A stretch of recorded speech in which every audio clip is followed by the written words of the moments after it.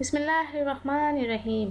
अस्सलाम वालेकुम, welcome to my channel Hasina beauty tips. I am doctor Manoor और मेरे चैनल पर आपको बहुत कुछ मिलेगा, like beauty tips, health tips और बहुत सारे वज़ाइफ। मेरे चैनल को सब्सक्राइब करने का तरीका ये है कि आपको यूट्यूब पर आना होगा, यूट्यूब पर सर्च करना होगा हसीना ब्यूटी टिप्स।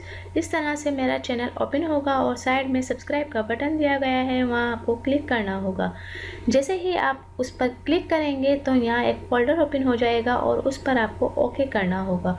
ओके पर क्लिक करेंगे तो यहाँ बेल आइकन्स बना हुआ आएगा और बेल आइकन्स पर क्लिक करेंगे तो एक और फोल्डर ओपन हो जाएगा और उस पर आपको ऑल लिखकर सेव करना होगा। इस तरह से मेरी हर वीडियो का नोटिफिकेशन आपको शुरू में ही मिल जाएगा और मेरी हर न्यू वीडियो आपको देखने को मिल जाएंगी।